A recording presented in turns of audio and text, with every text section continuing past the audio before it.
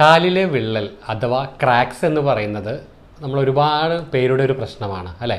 അപ്പം ഇന്നത്തെ കാലഘട്ടത്തിൽ പ്രത്യേകിച്ച് നമ്മുടെ ക്ലിനിക്കുകളിലൊക്കെ ഒരുപാട് പേർക്ക് ഇന്ന് കാലിലെ വിള്ളൽ, അതായത് ക്രാക്സ് എന്ന് പറയും നമ്മൾ, അല്ലെങ്കിൽ ഹീലിൽ നമ്മുടെ കാലിൻ്റെ ഉപ്പൂറ്റിയുടെ ഭാഗത്ത് കാണപ്പെടുന്ന വിള്ളൽ, ഇതൊക്കെ ഒരുപാട് പേർക്ക് കാണപ്പെടുന്ന ഒരു അസുഖമാണ് ഇന്ന്. അപ്പോൾ ഇന്ന് നമുക്ക് കാലിൻ്റെ വിള്ളൽ വരാതിരിക്കാനും അത് ഉള്ളവർക്ക് അത് കുറയാൻ വേണ്ടിയിട്ട് എന്തൊക്കെ കാര്യങ്ങൾ ചെയ്യണം എന്നുള്ളത് നമുക്ക് നോക്കാം. വരണ്ട തൊലിയുള്ളവർ അഥവാ ഡ്രൈ സ്കിൻ ഉള്ളവർക്ക് കാണപ്പെടുന്ന ഒരു പ്രധാനപ്പെട്ട അസുഖമാണ് ഈ ക്രാക്സ് അഥവാ കാലിലെ വിണ്ടുകീറൽ എന്ന് പറയുന്നത്.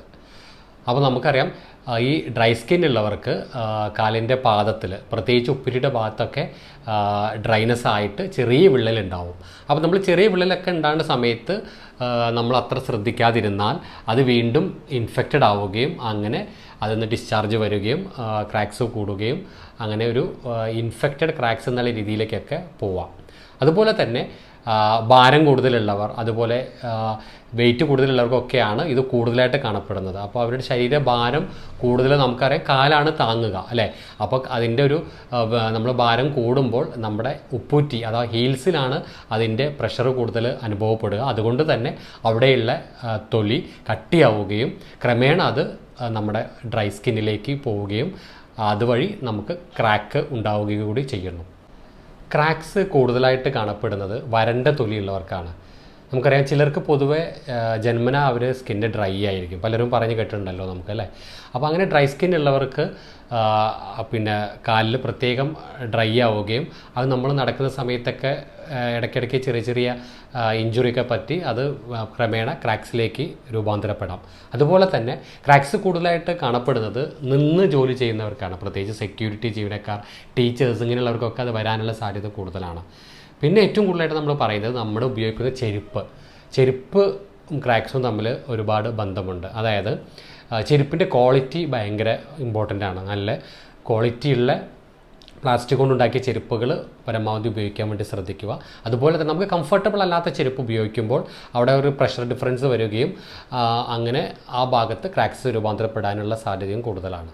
അതുപോലെ തന്നെ ഒബീസിറ്റി ക്രാക്സിൻ്റെ ഒരു കാരണമാണ്. അതായത് അമിതവണ്ണമുള്ളവർക്ക് ക്രാക്സ് വരാനുള്ള സാധ്യതയുണ്ട്.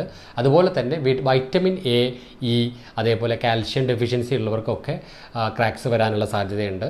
അതുപോലെ ചില അസുഖങ്ങളുമായിട്ട് ബന്ധപ്പെട്ട് നമുക്ക് വിള്ളൽ വരാം. അതായത് ഡയബറ്റീസ് ഉള്ളവർക്ക്, അതേപോലെ തൈറോയ്ഡ് രോഗമുള്ളവർക്കൊക്കെ ക്രാക്സ് വരാനുള്ള സാധ്യത കൂടുതലാണ്.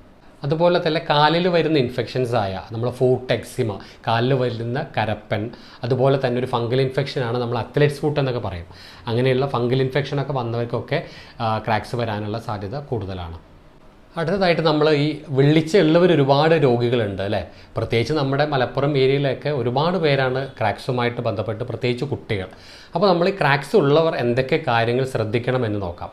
ആദ്യമായിട്ട് നമ്മൾ ശ്രദ്ധിക്കുന്നുണ്ട് തന്നെ നമ്മുടെ ഫൂട്ട് ഹൈജീനാണ്. അതായത് നമ്മുടെ പാദം സംരക്ഷിക്കുക തന്നെയാണ്. അതിന് നമ്മൾ എന്താ ചെയ്യേണ്ടത്? അതുമായിട്ട് തന്നെ നമ്മൾ ചെയ്യേണ്ടത് പറഞ്ഞാൽ ചെരുപ്പ് നല്ല ക്വാളിറ്റിയുള്ള പ്ലാസ്റ്റിക്കിൻ്റെ ചെരുപ്പ് ഉപയോഗിക്കാൻ വേണ്ടി ശ്രദ്ധിക്കുക.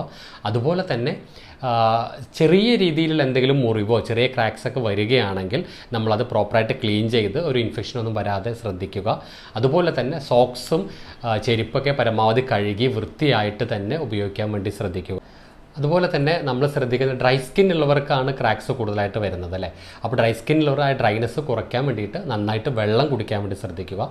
അതോടൊപ്പം തന്നെ നമ്മൾ ഈ ക്രാക്സ് ഉള്ളവർ രാത്രി നമ്മൾ കാല് ഇളം ചൂടുവെള്ളത്തിൽ നന്നായിട്ട് കഴുകി ക്ലീൻ ചെയ്യുക എന്ന് പറഞ്ഞാൽ നമ്മളൊരു സോഫ്റ്റ് ആയിട്ടുള്ള എന്തെങ്കിലും ബ്രഷ് എടുത്തുകൊണ്ട് അല്പം സോപ്പ് ഉപയോഗിച്ചുകൊണ്ട് അതിൽ ചെളിയൊക്കെ എന്തെങ്കിലും ഉണ്ടെങ്കിൽ അതൊക്കെ നന്നായിട്ട് ക്ലീൻ ചെയ്ത് നമ്മളൊരു എന്തെങ്കിലും ഒരു മോയ്സ്ചറൈസിങ് ക്രീം അപ്ലൈ ചെയ്യാൻ വേണ്ടി ശ്രദ്ധിക്കുക. അതായത് ആലോവേറ ജെല്ലോ അല്ലെങ്കിൽ ഒന്നുമില്ലെങ്കിൽ നമ്മുടെ കൊക്കനട്ട് ഓയിൽ. അതുപോലെ തന്നെ ക്രാക്സ് ഉള്ളവർ ഞാൻ പറഞ്ഞു ഫുഡ് ഹൈജീൻ വളരെ ഇമ്പോർട്ടൻ്റ് ആണ്. ചെരുപ്പ് ഇടാതെ ഈ മണ്ണിലോ അതേപോലെ ചെളി രീതിയിലുള്ള സ്ഥലത്തേക്കൊക്കെ ഇറങ്ങാതിരിക്കുക. അങ്ങനെ ഉണ്ടെങ്കിൽ ചെറിയൊരു ക്രാക്സ് ഉണ്ടെങ്കിൽ തന്നെ അതിന് ഇൻഫെക്ഷൻ ആയിട്ട് വീണ്ടും എക്സിമ എന്ന രീതിയിലേക്കൊക്കെ പോവാം, ഡിസ്ചാർജൊക്കെ വരാം. അപ്പോൾ ഫുഡ് ഹൈജീൻ വളരെ ഇമ്പോർട്ടൻ്റ് ആണ്. അതുപോലെ തന്നെ നന്നായി ക്രാക്സ് ഉള്ളവർ, അതേപോലെ സ്കിന്നൊക്കെ നമ്മുടെ കാൽപാദത്തിലെ സ്കിൻ, അതുപോലെ തന്നെ ഉപ്പൂറ്റിയിലെ സ്കിന്നൊക്കെ കട്ടി കൂടി കെരാറ്റനൈസേഷനൊക്കെ സംഭവിച്ചിട്ടുണ്ടെങ്കിൽ നമ്മൾ ചെയ്യേണ്ട ഒരു മെത്തേഡ് എന്ന് പറയുന്നത്, നമ്മളൊരു കിടക്കുന്നതിന് മുന്നേ നമ്മളൊരു ഇളം ചൂടുവെള്ളത്തിൽ 10 മിനിറ്റ് കാല് മുക്കി വയ്ക്കുക. അതിനുശേഷം ഞാൻ നേരത്തെ പറഞ്ഞ പോലെ തന്നെ ഒരു സോഫ്റ്റ് ബ്രഷ് ഉപയോഗിച്ചിട്ട് മൈൽഡായിട്ടുള്ള എന്തെങ്കിലും സോപ്പോ ഷാമ്പോ എന്തെങ്കിലും ഉപയോഗിച്ചിട്ട് കാലൊന്ന് നല്ല രീതിയിൽ ഉരച്ച് വൃത്തിയാക്കി കഴുകുക. കഴുകി കഴിഞ്ഞതിന് ശേഷം നമ്മളൊന്ന് ഡ്രൈ ആയതിന് ശേഷം നമ്മൾ വാസ്ലീനോ അല്ലെങ്കിൽ അലോവേറ ജെല്ലോ വേറെ ഏതെങ്കിലും മോയ്സ്ചറൈസിങ് ക്രീം എന്തെങ്കിലും ഉണ്ടെങ്കിൽ അത് അപ്ലൈ ചെയ്തിട്ട് നമ്മളൊരു സോക്സ് ഇട്ടിട്ട് രാത്രി ഉറങ്ങാൻ വേണ്ടി ശ്രദ്ധിക്കുക. അപ്പോൾ ഇങ്ങനെ ചെയ്ത് കഴിഞ്ഞാൽ വളരെ എഫക്റ്റീവാണ്. ഇനി ക്രാക്സ് ഉള്ളവർ ഭക്ഷണത്തിൽ എന്തൊക്കെ കാര്യങ്ങൾ ശ്രദ്ധിക്കണമെന്ന് നോക്കാം. ഞാൻ ആദ്യം തന്നെ പറഞ്ഞു, ഡ്രൈ സ്കിൻ ഉള്ളവർക്കാണ് വരുന്നത്. അതുകൊണ്ട് ദിവസവും ഒരു 2 ലിറ്റർ മുതൽ 3 ലിറ്റർ വരെ വെള്ളം കുടിക്കാൻ വേണ്ടി. ക്രാക്സ് അഥവാ പാദം വിണ്ട് കീറുന്നതിന് വേണ്ടിയിട്ട് വളരെ എഫക്റ്റീവായ ട്രീറ്റ്മെൻറ്റ് ഹോമിയോപ്പതിയിൽ അവൈലബിൾ ആണ്. നമുക്കത് പൂർണ്ണമായിട്ട് മാറ്റണമെങ്കിൽ നമുക്ക് ഇപ്പോൾ പറഞ്ഞ ഹോം റെമഡീസ് അതേപോലുള്ള ഫുഡിലൊക്കെ കാര്യങ്ങൾ ശ്രദ്ധിച്ച് കഴിഞ്ഞിട്ടും പൂർണ്ണമായിട്ട് മാറുന്നില്ല എങ്കിൽ നിങ്ങൾ ഒരു ഹോമിയോപ്പതിക് ട്രീറ്റ്മെൻറ്റ് എടുക്കുക. കോൺസ്റ്റിറ്റ്യൂഷണൽ ഹോമിയോപ്പതിക് ട്രീറ്റ്മെൻറ്റിലൂടെ നമുക്കിത് പൂർണ്ണമായിട്ട് മാറ്റാൻ കഴിയും. നമ്മുടെ സ്കിൻ ബിൽഡപ്പ് ചെയ്യാൻ വേണ്ട വൈറ്റമിനായ vitamin A, vitamin C, vitamin E എന്നിവ അടങ്ങിയിട്ടുള്ള ഭക്ഷണങ്ങളൊക്കെ നന്നായിട്ട് കഴിക്കുക. അതായത് പഴങ്ങളും പച്ചക്കറികളൊക്കെ നന്നായിട്ട് കഴിക്കുക. അതുപോലെ തന്നെ ഒമേഗ 3 ഫാറ്റി ആസിഡ് കണ്ടൻറ്റ് കൂടുതലുള്ള ചെറിയ മത്സ്യങ്ങളൊക്കെ കറി വെച്ച് കഴിക്കാൻ വേണ്ടി ശ്രദ്ധിക്കുക. പ്രത്യേകിച്ച് മത്തി പോലുള്ളവ വളരെ നല്ലതാണ്. അതൊക്കെ കറി വെച്ച് കഴിക്കാൻ വേണ്ടി ശ്രദ്ധിക്കുക. അതുപോലെ നട്ട്സ് ഐറ്റംസ് ഒക്കെ നല്ലതാണ്. അതുപോലെ സിങ്ക് കണ്ടൻറ്റ് കൂടുതലുള്ള പഴങ്ങളും പച്ചക്കറികളൊക്കെ നന്നായിട്ട് കഴിക്കാൻ കൂടി ശ്രദ്ധിക്കുക.